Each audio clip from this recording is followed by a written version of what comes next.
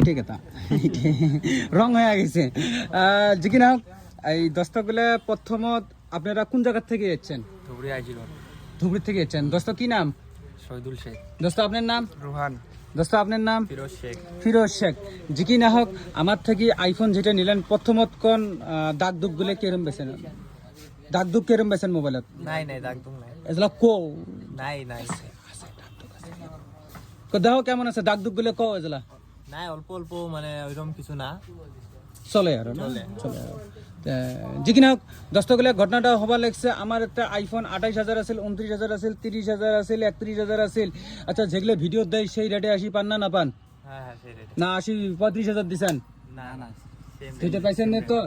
ঠিক আছে, হয়তো 28,000 টাকারটা 85 ব্যাটারি হেল আছিল, আপনি নিলেন 91 পাইছেন না?